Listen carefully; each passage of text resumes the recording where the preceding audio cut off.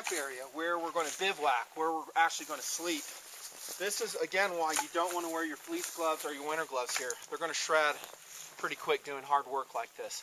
Leather gloves, baby. That's where it's at. These are snow sealed, covered. These will still get wet. However, that snow seal or another mink oil type leather preservative will kind of help stay that off. By the way, building a shelter like this is high calorie. It's going to take you a fair amount of calories to do. You're going to have to determine if you have the food, the time, the daylight to build a shelter like this. That's up to you. I don't know. Like you saw in my preparation video leading up to this, in other words, what I was packing with me on this hike, I'm a big believer in bringing stuff with you. Having contingency items with you when you go backpacking, when you go hunting, snowmobiling, anytime you can possibly fit it in. If I go on a bush plane flight up in Alaska, there ain't no way I'm relying on that bush pilot to have my crap. I'll have my own survival kit. In case I go down, I'll do what I'm doing now. I've done it many times before, and that is to bivouac, have a campsite. I've set a number of traps in this area. Deadfalls, nooses, squirrel poles. I would own this area in traps, probably for at least a mile surrounding this area. And then I would check my traps every morning, see if I could find some game. If I had water nearby, I would set trot lines for trout. But that's a whole different subject. We're talking about shelter, but all of it's really involved into a system, and you need to determine what kind of system you're up to build. Right now, I could very easily do an expedient shelter, i.e. stacking poles, teepee style around the base of a limb. Maybe poles, I'm saying like dead trees, and have those available, and I can make an emergency shelter that way. Easily doable. I want a little bit more, something a little more involved, and that's why we're doing the teepee. It's kind of funner too because we get to use all our tools. And I've built all kinds of different shelters in the woods before. This is just one of them, and it's really not that hard to build. It just takes a little bit of time. Let me finish this.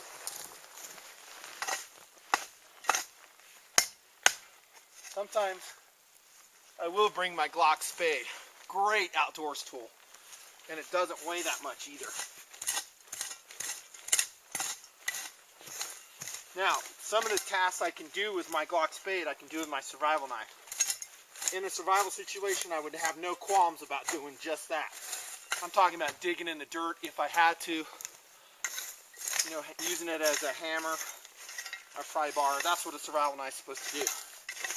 But I'll use whatever tools at my disposal. I have a Glock spade, I'm going to use it. And what I'm doing is just smoothing out the floor of my lean-to. It's a lot easier to do now than when I have it built. One thing I'm doing too is I'm creating a soft bed. By breaking this peat moss up and chopping it up, it will make a softer bed, and it will bring that warmer soil underneath to the top, creating more of a maybe slightly more of an insulation barrier against the cold.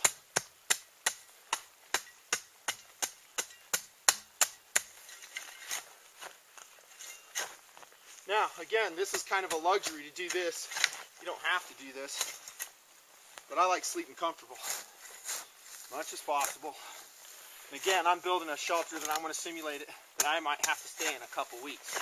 So I'm not, and I have enough calories and food I'm simulating to do it. In which case, I'm not really worried about the work. If I'm just staying overnight in a place like this, not worth it. Alright, the work continues. I just finished chopping up that bed. This is the peat moss area underneath my lean-to. Like I showed you earlier. Allie already recognized this is going to be more comfortable. She already relocated close to it. Anyways, one thing I was going to tell you is a lot more important than training from the military, I think, is the training I received from my dad. And you dads that have sons, it's your job to teach your sons how to do this. Yeah, I went through military training. I learned a lot of great stuff. But it was just an add-on to training I already got from my dad. The mindset of survival. No matter what, I'll make it. I don't care what situation I'm in. Arctic, desert, urban, I'll survive. That's from my dad. And you saw some pictures on the Nutnfancy Adventure video, or the Nutnfancy Project video, about my dad and how he's taken me out hunting ever since I was a little kid. Anyways, I need to do that more with my boys. Yeah, just like your kids, they like the video game paddles. You gotta freaking pry them up, get them out here and learn skills that will save their lives. And if it doesn't save their life, at least it gives them more confidence. How many people do you know that can come out in situations like this when it's 18 degrees, snowing, you're out in the middle of nowhere, and you can be totally self-sufficient and you can be comfortable? I like that. I love getting out here. Awesome. Yeah, let's go cut some more wood. She looks real excited to do that. Okay, setting the horizontal pole. Again, what we're doing is not rocket science. You'll learn by trial and error too, and I'm talking in a survival situation. You'll find out what works and what doesn't work. If you built a couple of these shelters, you'd go, you know what I did last time really sucked. And then you'd go, I'm not doing that this time. And you learn from it. Just like Tom Hanks in Castaway. That's how survival situations work. You'll find out what works and what doesn't. But I think the height that I got on this horizontal pole is about right. But it's simple stuff what we're doing. It's easy. Just visualize how you want your shelter to do it, and then you find, the construction pieces that make it happen. It's kind of like building Legos. There. I'm going to make this stronger. That's just my initial tie-on. By the way, I'm not a knot expert. I usually pretty much use a square knot whenever I can. Maybe a clove hitch or two, but I don't know. I can get them done. Okay, here's some of my snow tools on this expedition. You're looking at the Ontario Rat 7 in 1095 steel. I would never bring the D2 version up in this. It's just going to be too cold, too brittle. It'll probably shatter under hard use. Depending on how much time I have, I just don't know how many of these knives I'll be able to use. There's a cold steel Bushman, Ontario SP5. Artac 2 by Ontario, awesome blade. Love that one. That's probably my favorite one I got up here today because it's big and it chops really good. No dicking around. Blackhawk Tatang, you saw me chopping with that already. And then the Glock Spade. Remember I told you I prefer synthetic sheaths. This is why, the snowy environment we find ourselves in. And no, it's not practical for me to store everything in the pack and constantly get in and out of the pack. So yeah, until I get my shelter built, they're kind of exposed to the elements. That's not too bad because it's so cold, it's not really wet. It's very powdery and dry snow because it's so cold. In that case, my sheath won't get that wet yet. When I start building a fire though, and it warms up, this is going to become a muddy paradise. Anyways, that's a factor because I'm using this Benchmade, the Benchmade CSK2. It's strapped on my belt here. That's going to be my overall utility knife this afternoon, and that's made out of leather. And I generally do not prefer leather sheaths in this environment. It's just too wet. Okay, that's that. Now we got our cross member up. Allie's wanting to go adventuring. She's tired of me just sitting in one place. Now we need to think, what are we going to put on that? I'm thinking I'm going to use some saplings on the back side of it, angled appropriately, and I'm going to shave one side of them off. Maybe both sides. We'll experiment. Actually, you know what I'll do is I'm going to do regular saplings, strip them all down, then I'll just crisscross the boughs on them. That's the best way, I think. All right, let's get going.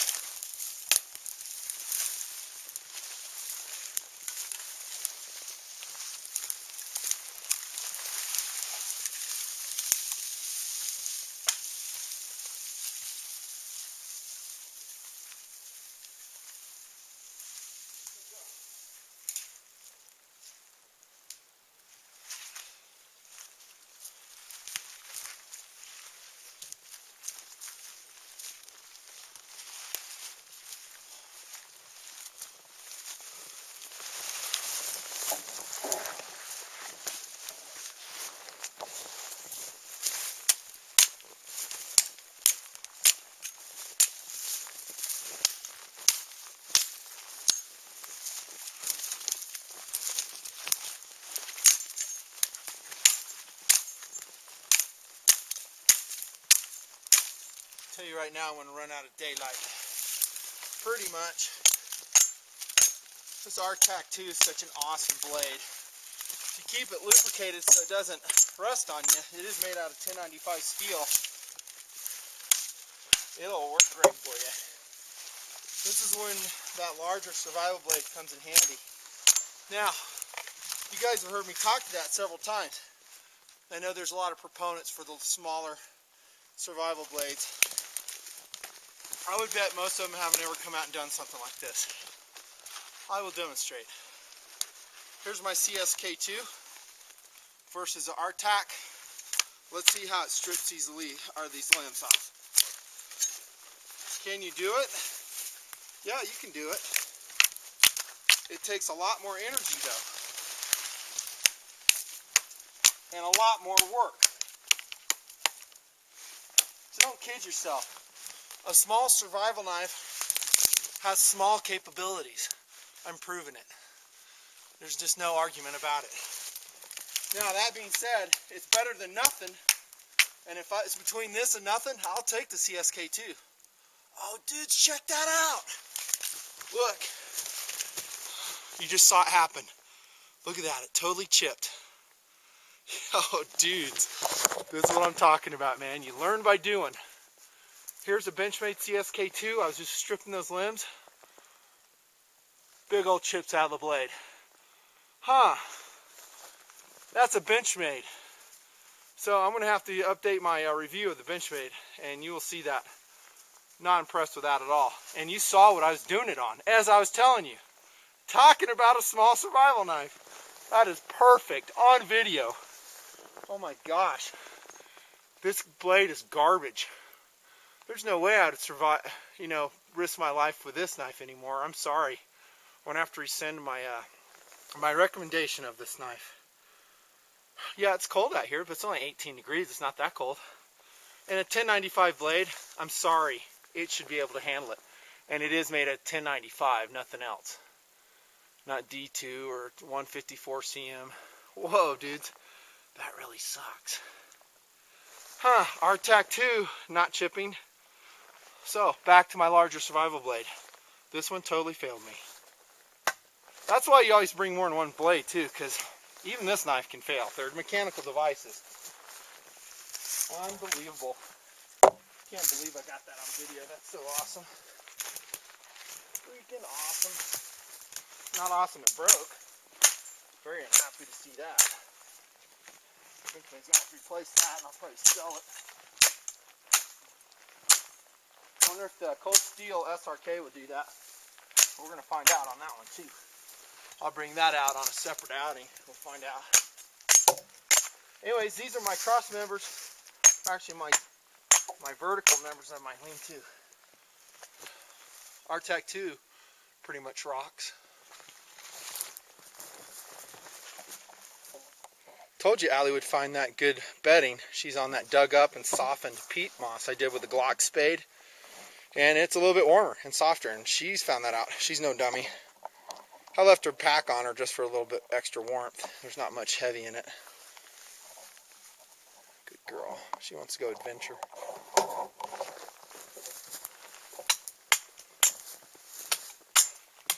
I'll call these lodge poles, the ones that are going on the back side. I actually want them pretty smooth too, so I don't smack my head on them. Make myself a bloody scalp and complicate my survival situation. So yeah, they take just a little bit of preparation.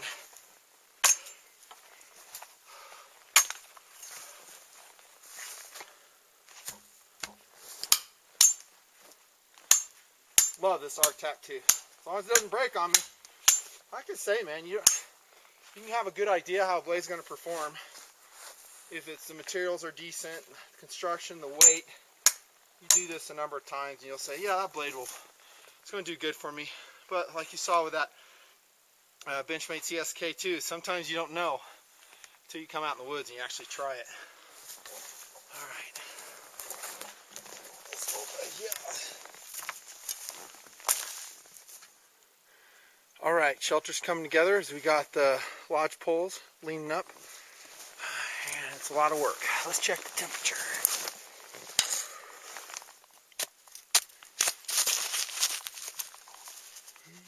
about the same. About 20 degrees. Well, I had intentions of using some other blades I brought with me, but I'm liking this Arctac 2 so well, I just don't want to change. I don't have time to mess around today either, so I got my no messing around blade in action. I know the Arctac 2 can strip really fast, and that's what I've been doing for the last hour, preparing my lodge poles on the lean-to accordingly. I'm not saying the others can't do it as well. Well, maybe not as well, but they can do it too, including that Rat 7. But remember what I said about survival knives. When you get up into the bivouac area and you start working, the weight that you carried in on a bigger blade like this is worth it. Just pops right through saplings like that. Now remember, knife safety, even though I preach all the time, I'm as susceptible as anybody. In a careless moment, I can slip and cut my thigh, my hands. This is dangerous stuff out here. So I make sure I'm well clear of the cutting path of these survival knives. But you can't live your life in fear, and you've got to have the skills to do it. So just do it as safe as you can, but do it.